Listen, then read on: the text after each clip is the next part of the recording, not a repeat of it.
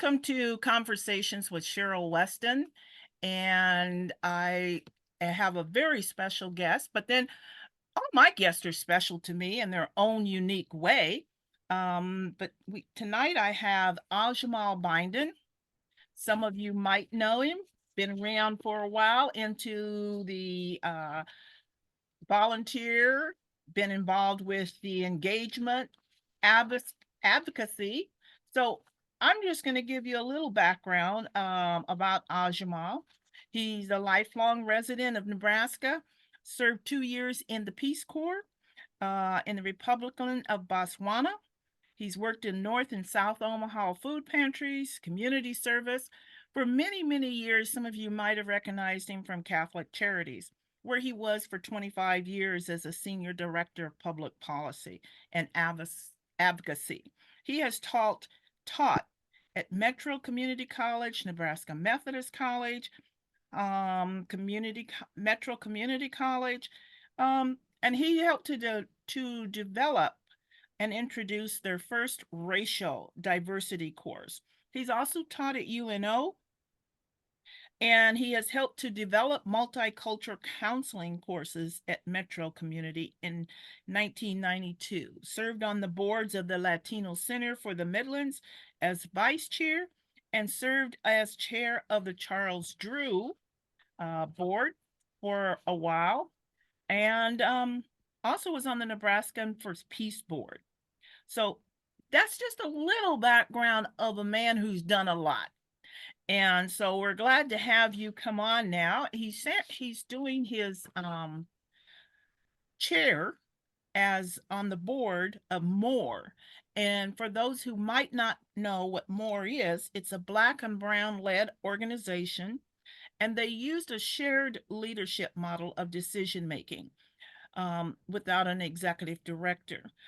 And what Ajamal is known for as being a progressive activist is he's ready to throw down some heavy light on anti-racism, anti-oppression, racial equality, and racial justice. And so those are some of the things that we're going to talk about tonight in various ways. So it's kind of going to be an open back and forth with Ajamal. As I said, we've known each other for quite some time. Both think along some of the same lines, but tonight we're going to get his aspect. I'm going to ask him some of the questions regarding his involvement in asking what he thinks. And I want to start off by saying, when you look and you see MORE as, well, let me back up. What does MORE stand for? Well, more sense for moving Omaha for race equity, and the group started as Progressive Omaha years ago, changed the name to Progressive Innovation and Research, and then subsequently, a couple of years ago, maybe 3 years or so ago, we changed the name to MORE.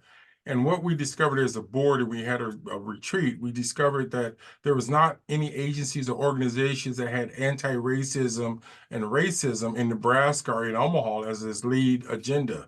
And so we decided to do that after we started renaming ourselves. So that's what MORE stands for, is how to deal with racism, anti-racism, and movement in that in Omaha. And what's the strategy in order to do that, to accomplish that?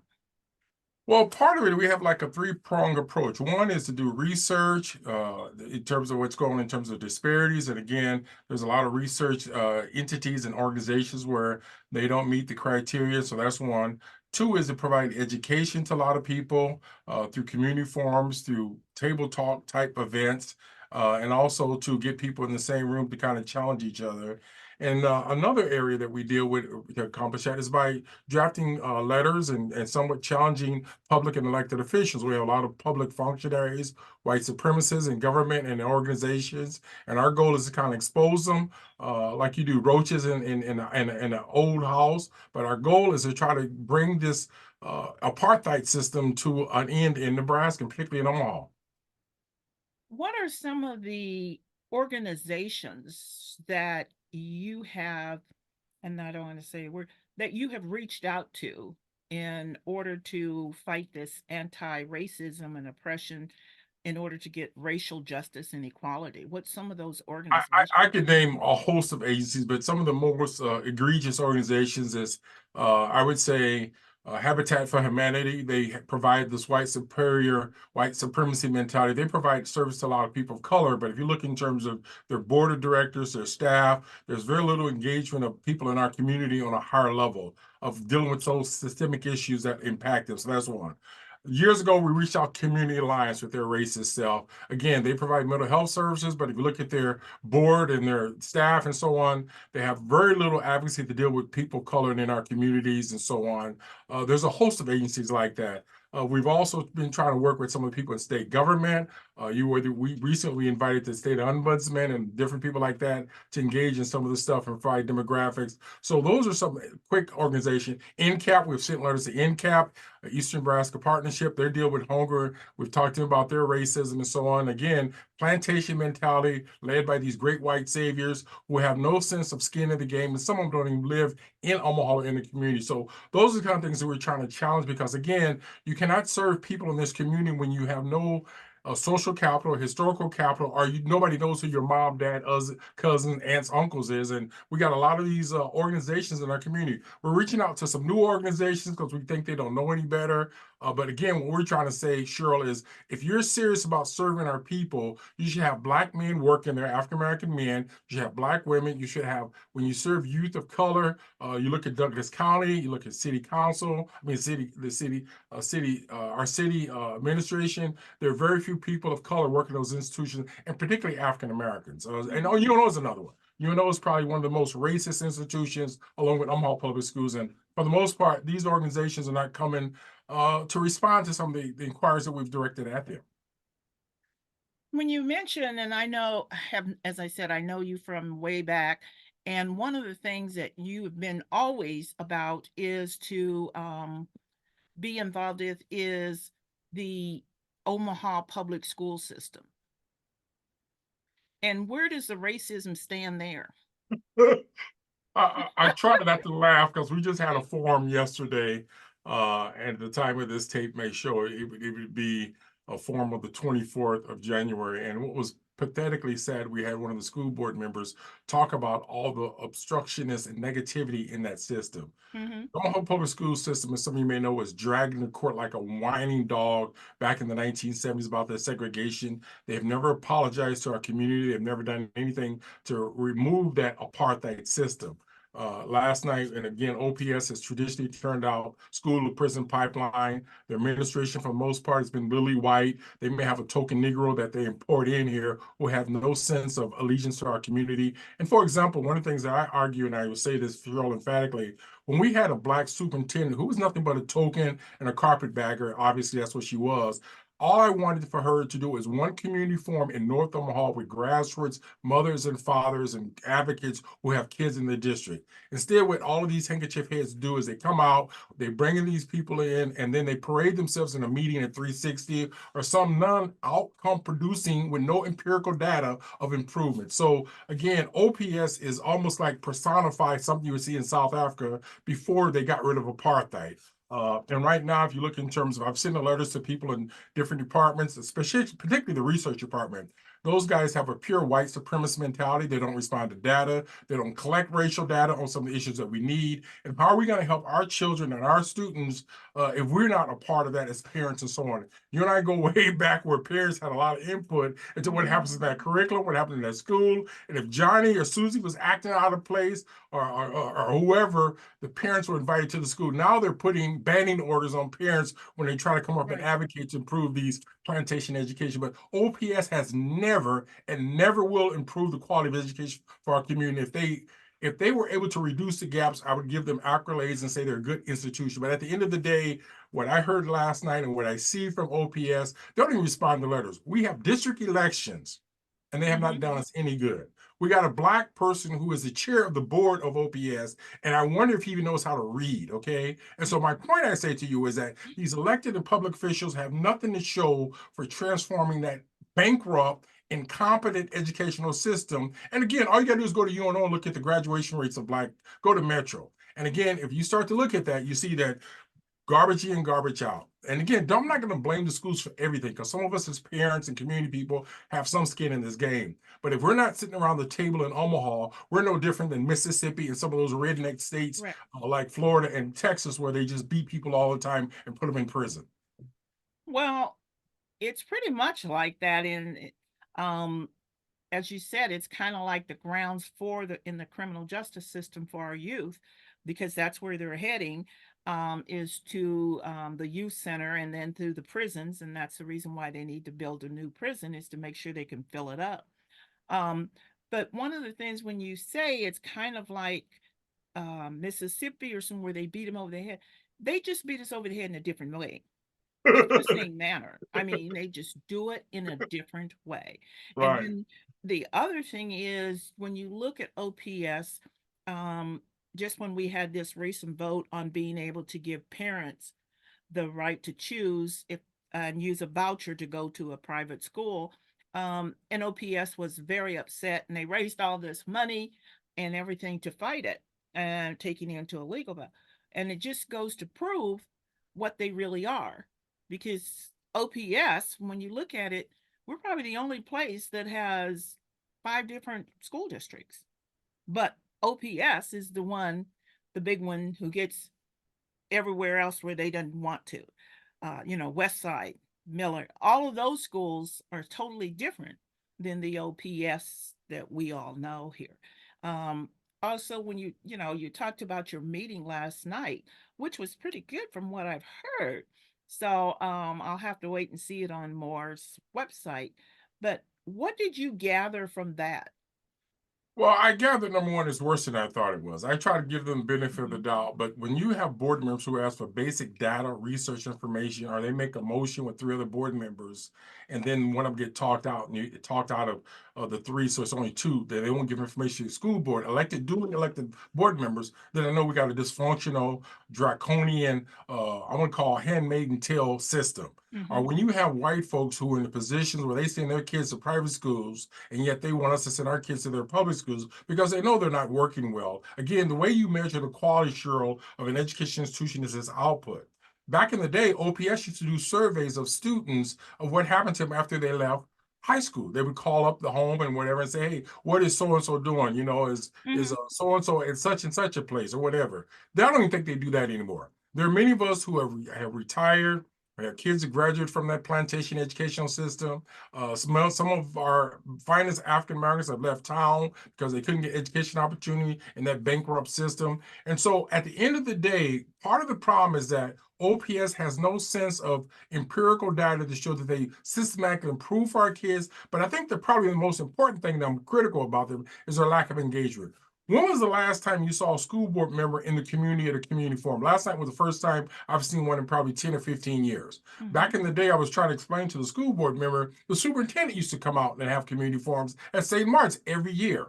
You have not seen a superintendent in North Omaha in probably the last 10, 15 years. When was the last time you seen a school board member in North Omaha or South Omaha engaging their community? And I found out yesterday there's probably only two of them that do it. So again, I don't get a chance to get inside the buildings. People like me are prohibited, even though I have to pay property tax to support that dysfunctional system. But people like they don't bring parents in there who are going to question their authority. You got a bunch of Janes, a bunch of Becky's running these school districts, and a lot of the folks just hate black people. It's obvious. Mhm.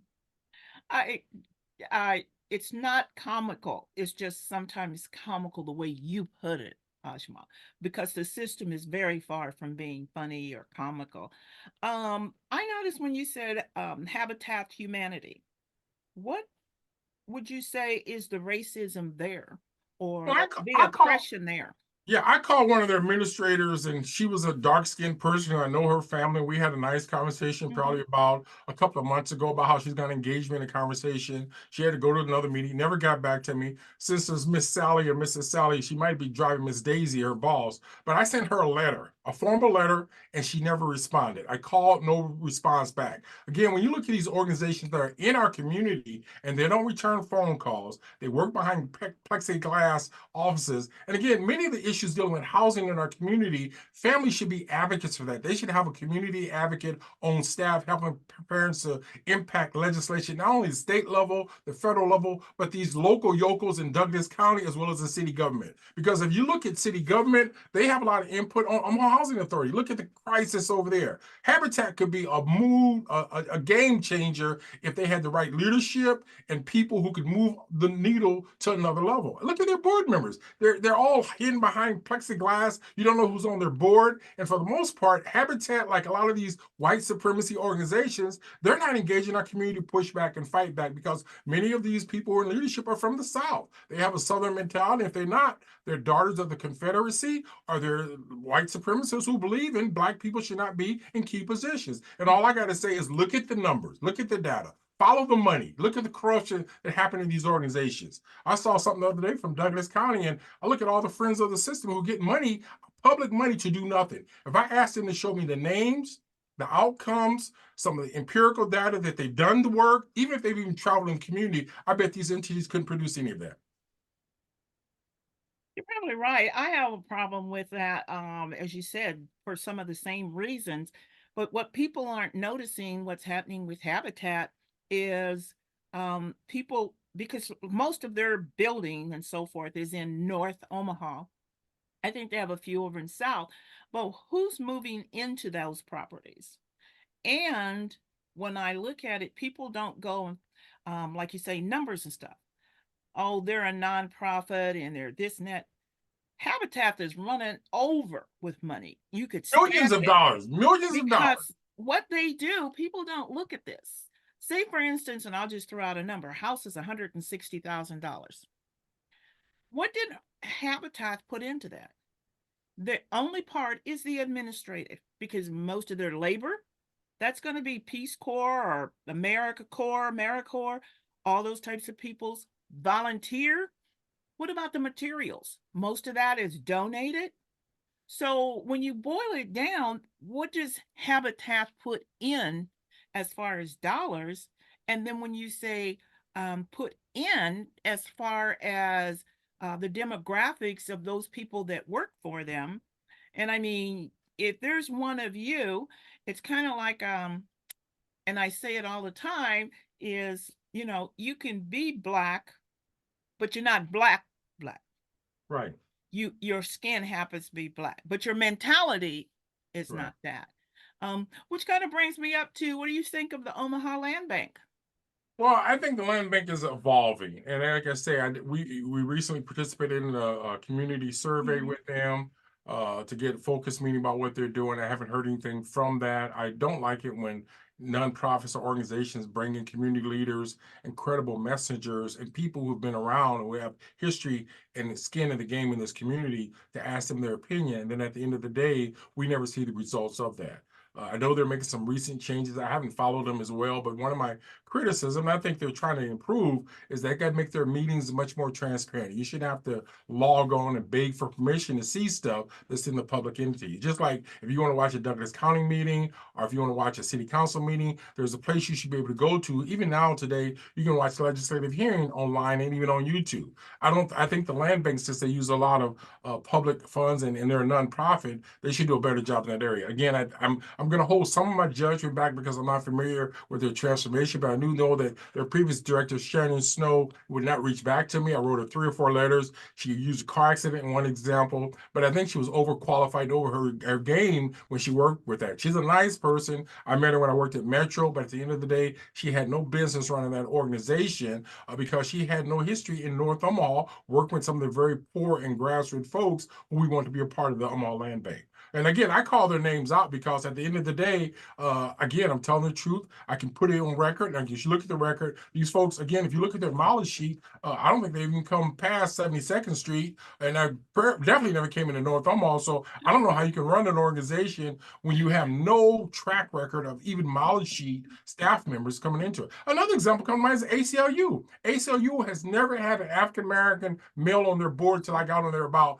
6 years ago. Okay. And I only served 4 terms till they kicked me off when I was talking about the corruption in the organization. It's an organization that's supposed to be serving civil liberties for people, but you will never see race in their historical stuff until I got there. And right now, I was supposed to do a book discussion with them, no feedback from the director. Mhm. Again, it's an organization that's been marred in, I'm going to say, scandals. And if you get some of their records and board meetings, you can see that it's a dysfunctional agency out of Lincoln that serve certain groups of people, but they don't serve our community. And if they did, some things you and I are talking about would have been addressed in the legal arena. I also will bring up legal aid. I've written to the legal aid director at least a couple of times. No response, no sense of engagement. They do some funky diversity training. I did something for them once, me and Karen, and then the next time they brought some other person in, but they weren't going to deal with the real issues of measuring how well do they serve people of color and poor people when that's their mission. And again, you look at them with a bunch of white liberal lawyers who come from Creighton University or the law school in Lincoln, and none of those entities require any race diversity course training for their students. They do have an elective at Creighton. I think there's probably about 8 or 10 students who may take it out of the billions of students who go to the school. But again, they don't know anything about racial issues in Omaha, Nebraska. So I'm disappointed in a lot of these organizations, and there are very few people who are willing to stand up and talk because they're afraid of their jobs. Well, that's true. I agree with that. One of the other things that you were involved in, and I think you were one of the original individuals who helped to get it started, was Table Talk.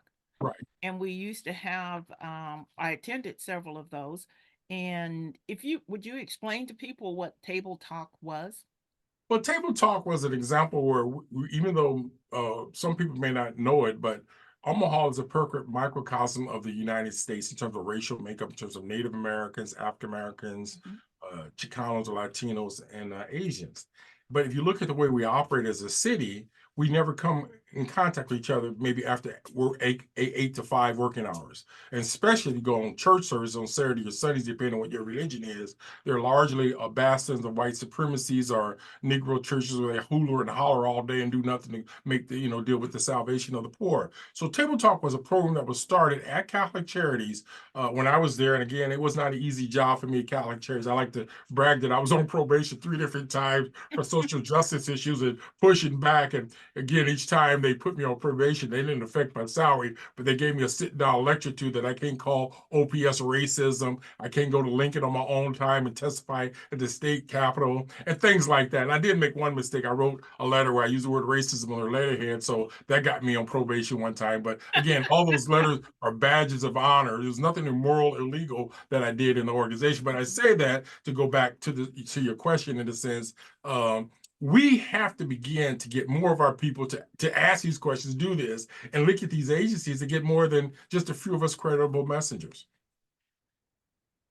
Well, I think it's very, I don't know to say, I don't think it's really hard, but in a sense, I guess because I don't have to worry about it. But when that you people now they take these jobs on and they don't, it's like you lose all your backbone. You lose all of, like you say, you've been on probation, you were sent in there, but you didn't lose your job because it's kind of hard for them to uh, take your job when you were just doing something to represent the company, the the company or the association or The the mission of the organization. organization, Cheryl. In other words, my Yeah. job is that, and again, I kind of answer real well the table talk. Table talk base was just to bring people in the room so we can build a relationship with each Right. other, have dinner, and build a better, more integrated community. Now, again, some people don't believe in diversity and integration. I understand that.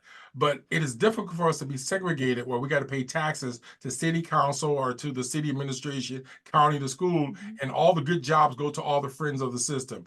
I know there are cases, example, going back to table talk, where people start to open up and share stuff. And all we were trying to do is get people to do one-on-one in these meetings and talk about how do we make Omaha a city on the hill instead of a city in the valley where you got all these barracudas and these alligators and foxes and wolves in the hen house, as Malcolm would say. So again, part of Table Talk was to get people to do that. Since I left Table Talk probably about over 10 years ago, it has evolved in something that you don't know. I don't deal with them that well on one level because again, they have their own nuance how they work it. But we do have a need for table talk conversations or even engaging with people. And you know that food can be the lubricant to the soul and the mind. And again, you bring some. I remember going to a meeting OPS where Dr. Sherman was there, and I remember they had some food there, and Eddie Staten was in the room. Eddie's around late now, but they served watermelon. And I asked Eddie, why are you not eating that watermelon? He said, I don't eat watermelon in front of white people because it makes me act strange or something like that.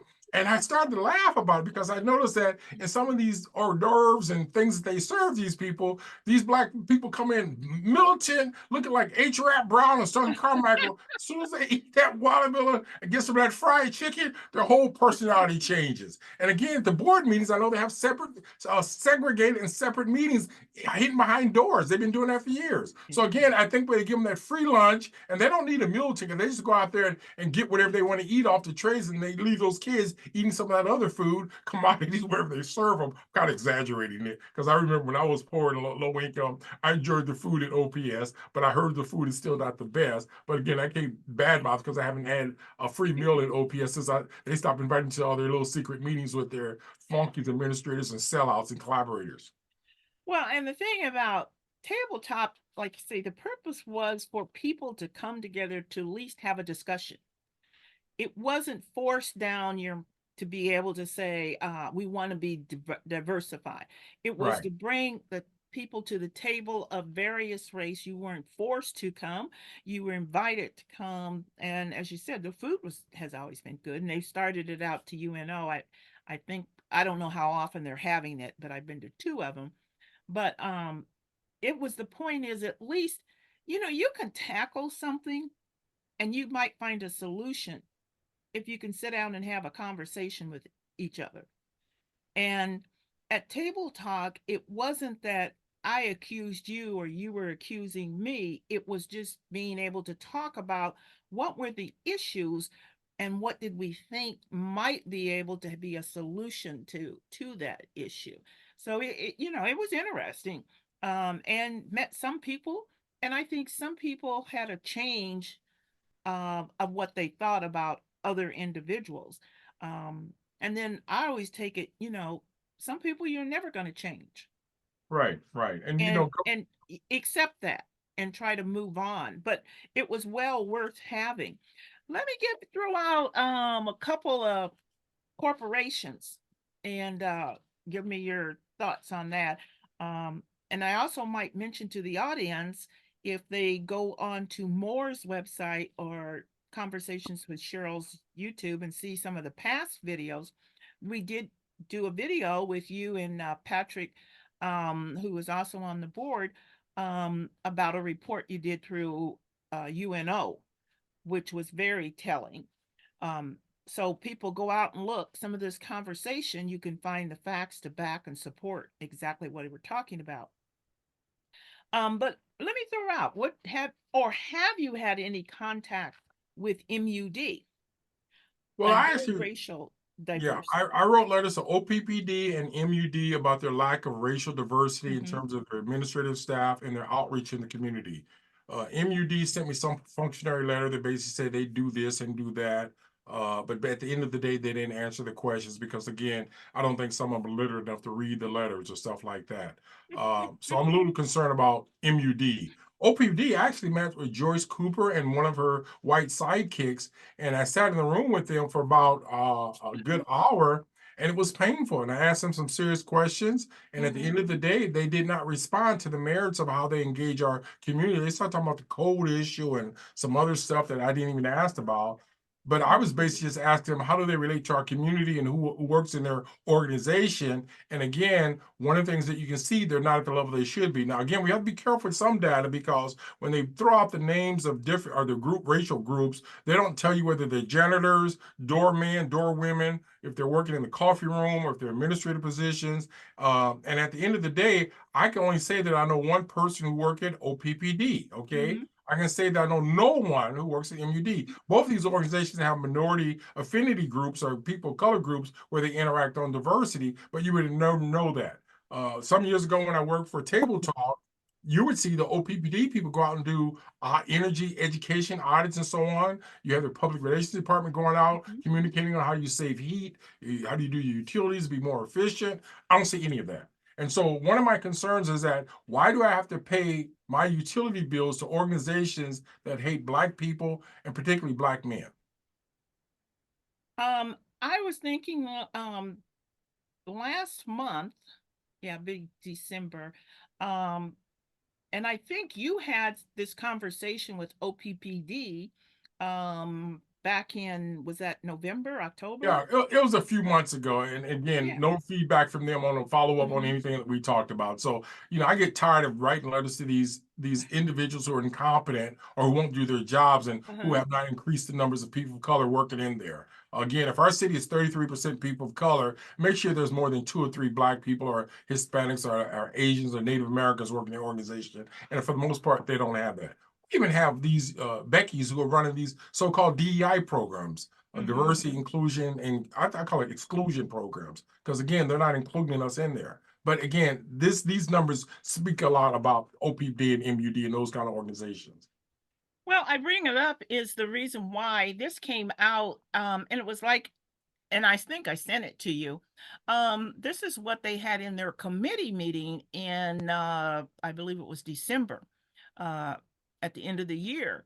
And I was just wondering, perhaps, if that meeting you had with Miss Cooper, if some of this came out, because you had tried to get information and data, and then all of a sudden in December, it talked about how OPPD she'll develop and maintain a diverse and inclusive workplace, establish this, and the list here goes on. So maybe, and I think the last line is something where it says provide an annual report to the board on OPPD's affirmative action plan. I didn't even know they really had a real one. When I was meeting with Joyce and her Mhm. sidekick, I'm not sure, I forgot his name. I may call him Kimo Sabi for the public record because he was just sitting there taking notes and looking mute or whatever he was doing. I will say emphatically, she said to me, "This is out of Joyce's mouth to my ears in front of her sidekick." I was one of the first person to ask for the EEO report. And I was Mhm. like startled. Like you got the NAACP, you got the Urban League, you got any of these organizations, Latino Center of the Midlands, they all should be asking for what are the racial composition of these respective organizations.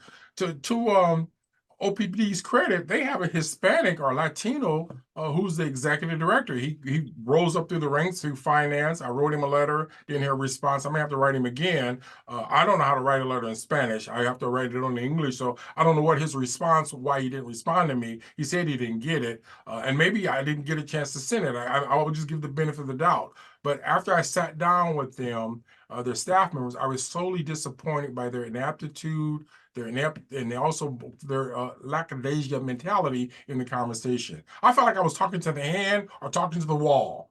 Because again, they didn't respond to the merits of my correspondence. Again, I have no mercy on these individuals because they're wasting space in taxpayers' dollars and public dollars when they don't respond to the community in a respective way. Again, they did mention me, Preston Love's name. I told them I'm not in part of that coalition that deals with the coal burning plants. That was not my agenda.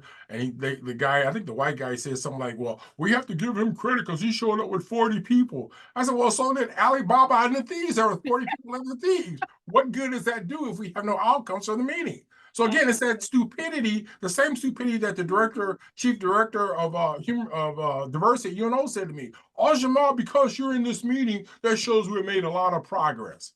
Man, you just got off the boat from Harvard with your degree and whatever it is, but you have no credibility to even talk to me. And again, when we melt that letter, switch it up a little bit to these individuals at UNO and elsewhere, no response. So again, OPPD, MUD, UNO, all these white control, white supremacy organizations have not engaged our community, and that's why our community looks like it does.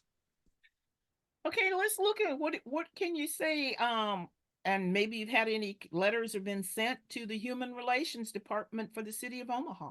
Oh yeah, oh man, I almost forgot about them. I thought they went out of business when Franklin Thompson left. They didn't do nothing when he was there. Franklin and I went to school, university together. I always tell a little joke. He lived on the same dormitory floor that I did, and I wonder still his nice. He had a nice stereo system, but I know if I ripped it off and I'm living on the same floor, he'll walk in my room one day and saw that I was the one who took it. That's a little joke, okay? I wasn't gonna steal his stuff. But again, Franklin has been on Human Relations Department. They've had one incompetent director after another. They have Mhm. meetings where they appoint the same personalities. I've written letters to Keith Station about the new diversity job he had, wrote a letter to Tommy Warren, chief of staff. Again, no response to the basic merits of the letters. I don't use profanity, just basic conversations and questions. Again, Mhm. I'm assuming the postman or the postmistress is not delivering the letters. And these are hard copy letters with my signature on it. I normally mail letters like that so I can have proof that I did it. But at the end of the day, Human Relations Department is in shambles. They just hired some white female. I'm thinking she's from San Francisco. Had a conversation with her. It was a very difficult conversation because I could see she had no sense of substance commitment to our community. All I asked her for was give me an annual report of what they do and what they've done and how much money they've regrouped for people of victims of discrimination and oppression. No response to this point. Yeah, I think it is from California, but she's was from Omaha, and now she's moved back with this job. What I find is so again, it's not funny, but you have to sometimes you laugh at something just to keep from getting very angry or crying. And when you look at that human relations, they had to have a study. And I'm like, all of the talent that is in Omaha, all of the people, I know they're not going to hire me. They're not going to hire you, but there's got to be some people. Why do you have to spend $200,000 of our tax money to have a study to find somebody to come in to take a job? And then what I found and I don't know the woman, haven't met the woman, haven't talked, but as you said, there's been no well, let me get out into this community and see what the problem is, to let them know what we're here for, all of that, none of that. But it's just, why is all this money spent? Shouldn't that be a signal for our city our size that you can't find someone? Well, I mean, I think that's part of our problem. And again, I go a step farther. And again, people may disagree with me on the merits of my argument. But if we have a Black Studies department, we have an education department, we have a human relations department, you name all these departments, and they don't produce any outcomes, they can't show the data or what they've done. I think we should have an audit on all of them. I don't like paying excessive taxes to government in places that again won't let our people work there.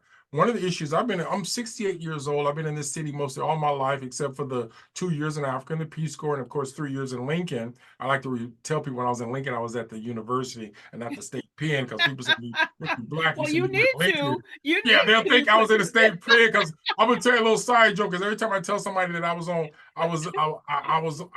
on work release and I got an ankle bracelet, every time people look down at my ankle to see if I got one, even though someone would know me. But my point I'm trying to argue more than anything, Cheryl, is that we got to begin to challenge each other and make sure our systems work for us because Mhm. I question why we even have district elections. Yeah. I mean, some of the imbeciles we've had elected, like I said, I've written letters to school board members, dark skinned ones, mannequin ones, bobblehead ones, no response, no phone call, nothing.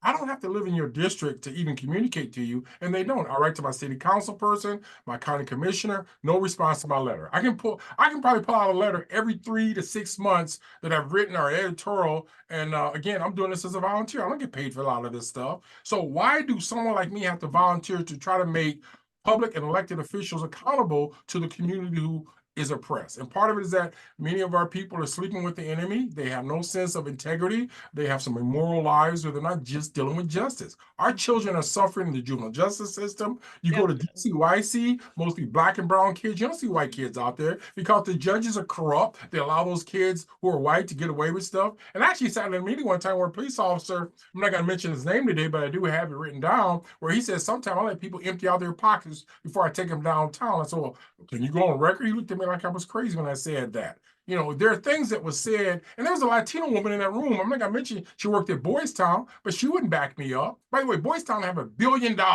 in their foundation. Do you think they're spending that money in North Omaha or South Omaha on the level they should? Of course not. So again, sometimes when our people become very angry, and as I said in the meeting last night, as much as I don't like Trump, I see why some people support him because his systems are so dysfunctional that they want to have another dysfunctional person in place so he can be a match, like in card game, you know? Trump is Let thoroughly me throw useless out one other and a note. terrible person. But I'm not mad at Trump. I'm mad at people who hang on to his coattails and sniff his glue. Well, that's where I agree with you is that, and I'm not going to get into politics, but what about Omaha Housing Authority? Oh, Have you had any contact with them on obtaining the data information? I wrote a letter to Omaha Housing Authority probably about I'll say about 3 weeks or a month ago, and no Uh-huh. response. I sent it to the chair of the board. Again, I don't know if he's functionally illiterate or he's, I don't know anything about the guy. And I sent it to a couple of administrators, the executive director, copy to all of them, including HUD. No response from anyone. HUD did get back to me. One woman called me and we talked a little bit about it, but I could tell they were still dancing on top of a hat or a table. They're not serious because there's no way Omaha Housing Authority should get away with what they've done at Spencer. You got all these kind of houses in this city, and there's no engagement by the community people. I mean, there's no public forums. They're calling all kinds of housing issues that are bubbling up on the federal and national level. You don't hear nothing from OHA. You don't hear nothing from the residents because they don't care. And some of those housing units are in disrepair. Matter of fact, some of them should be condemned. And some of the conditions that we have them, those senior citizens living in, it reflects on us as younger people. I'm not that young myself, excuse me, but the fact that we let people live in houses and I'm all that terrible. Again, I tell the story when I was renting years ago when I first got married. I went to look at some of those not section, Section 8 or houses. Section 8. Mhm. Yeah, and I was surprised at the quality. Urine in the carpet, dog Mhm. feces around, and they want me to move into that. Ultimately, I didn't move into that. I ended up moving into Scatter site for a couple of years. But again, it was a very painful experience just to be associated with the Omaha Plantation Authority, Housing Authority. And again, some of their leadership and directors are totally incompetent. I mean, you can measure that by the stuff of how they allow the residents to fester in some of these cesspool housing conditions in our city. Well, they're currently under doing a HUD investigation or audit of records and so forth. I attended the board meeting this morning, and several times I just wanted to gag on how well they commended themselves and the accountant who the audit report that he gave and what a great deal is to work. And I'm like, you might have be great to work with the staff, but what about the people who live there? I don't think you'll get that same. But that was, I think, is one of the areas that needs to be um, definitely questionable. I will tell people who are watching, if Ajamal writes you a letter, just take hey, just send him a letter back and say, I'm not concerned, I don't care, I don't have it, or whatever. Just send the man a response because he will hound you. And then if you don't respond, he's going to go on every outlet of program to tell you don't. So I'm giving you folks some advice. Just respond to the man. But the sad thing is, I'm making that kind of lightly, but the sad thing is a lot of them don't have the information to send back to you because they don't feel it's necessary to maintain.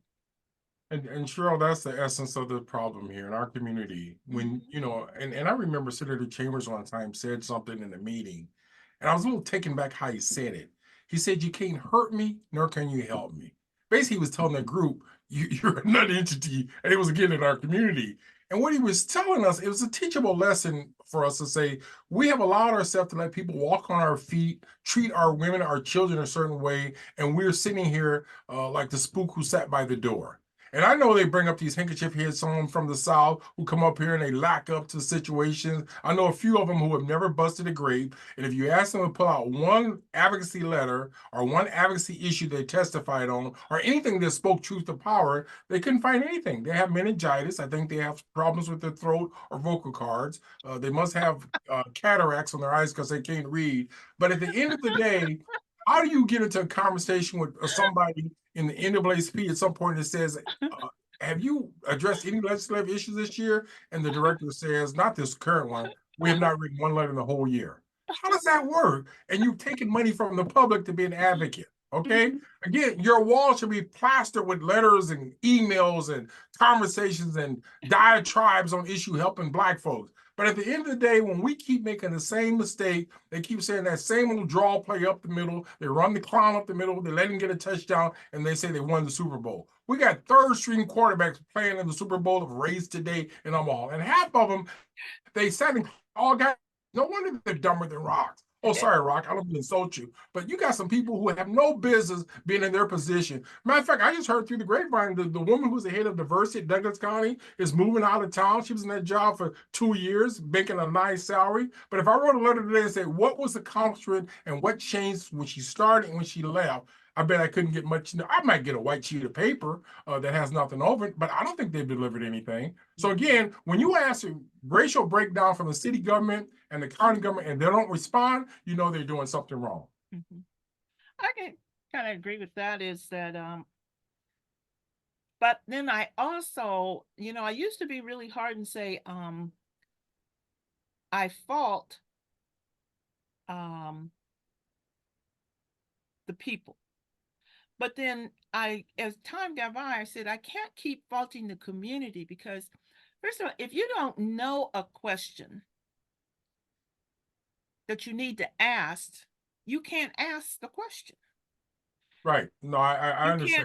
Right. if you don't know how to, if you don't know there's a program out to help you, and what really hurts is when I see some of our own people will know what can do to be help someone else in the community and they fail to do it. It's like, well, I got mine, you get yours. That's sad that we have come to that point. I remember when way back when, we kind of first met is if there was a program or there was something going on, man, we would be all over to tell, hey, you need to get over there, just as you did in Catholic charities. You always were trying to tell people this is available for you. You need to do this, or they felt like they had somebody they could come to say, hey, Ashmal, where do I go? What do I do? But I don't find that. And then you have these sorry but groups like and what really is bugging me now is what's happening to our youth in the criminal justice system, how they're pushing our young people through. Yes, they some of them are committing some more atrocious incidents. They're doing atrocious crimes. But everything I hear, I keep hearing out of the police department. I keep seeing this Cooper, who is the police or president of the Omaha Police Union. We need to get tougher on youth crime. That's not the answer. Why aren't we doing something to be proactive so instead of being reactive to what these kids are doing? Because you know what? You got the school system that is lacking. So you're getting them ready, as you like to say, getting them ready. That's the stepping stone to getting into the youth center. And then when you come out of the youth center, where else you going to go? You don't have the education. You don't have this. What else you going to do? So now you're heading so you can get to Lincoln or one of these small towns where they send us off to. And it's very sad that, I think of, and people who don't know, your mother was very active. She didn't take no stuff either. And people like her and Pastor McNair and Pastor Whittington, and some of those people, that's how we got bus drivers of color. That's how we got garbage um, uh, employees of color. That's how what happened to Peony Park, what happened to the school busing. Those were started by individuals, not that they were all this highfalutin and but they had the ideal of how important life was and how it could be made better if we were treated and we had some racial equality and racial justice. Sure. As you say that, one of the things I think we have to be very cognitive of, or at least have a sense of understanding, is that our families have been traumatized by these very systems that are supposed to Mhm. serve them, from the police department, law enforcement, the FBI, which was involved in, dealing with Martin Luther King in a disrespectful way, Martin Luther King, I mean, and Malcolm X.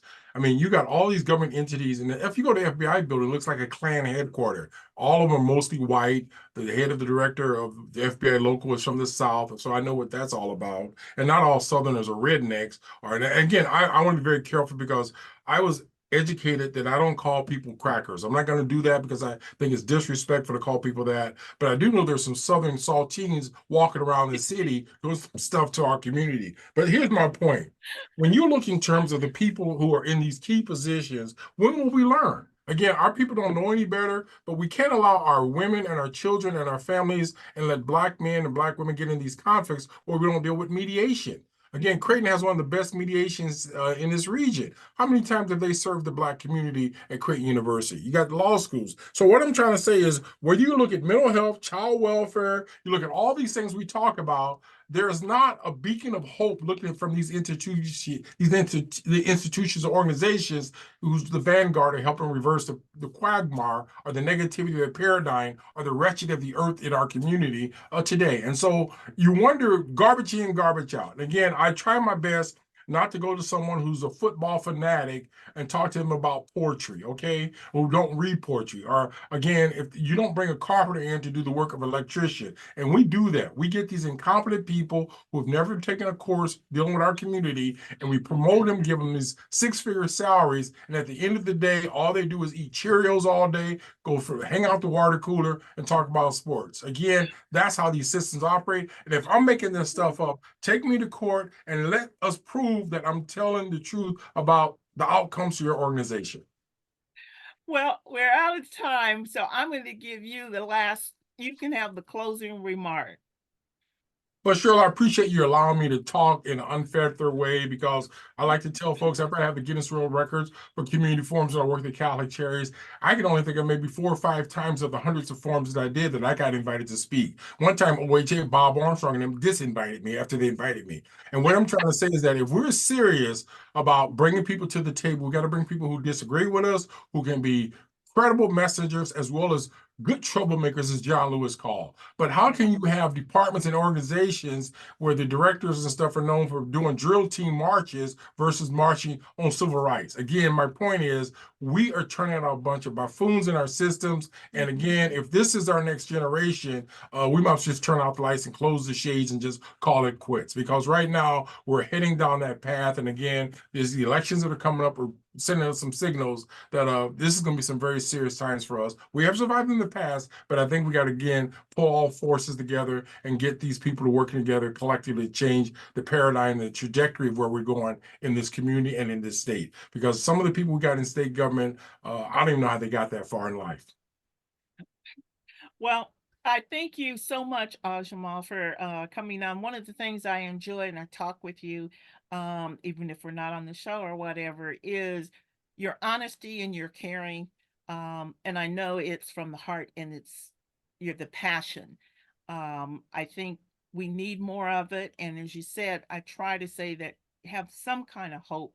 But if you're looking at reality, I can kind of agree with you for the path that we're going down, and they just don't seem to see it for our younger generation because they have developed. Oh, if I get to be accepted, if I get to be having, I call it, put on a white shirt and a tie, and I get to have lunch with so and so, and they pat me on my head, you made it. But you will always be who you are, and it's up to you to determine who you are. So, again, I thank you. We're going to have more conversations. I want to let the audience know that Ajamal and I are going to be working on having some more joint collaborations with more. We're going to have some shows coming up where we'll be doing them on Facebook. Uh, with more, and then we'll have Facebook with Cheryl Weston, so they'll be combined. You'll be able to see because the audiences, some of them are different. So we want to, but we want to continue to work together. We're hoping to make this year to be more where we can be more inclusive, be bringing in more people to even have the conversation. It's not so much as whether we can change that person or not, because that's not our job. It's to be able to have a conversation. So Thank you so much, and have a great evening. And look forward, and I'm sure that we'll be talking tomorrow. Again, thank you so much, Ajima. You're welcome, and thank you for allowing me speak truth to power to our community. And throw down that light. Throughout the heavy light, as we say.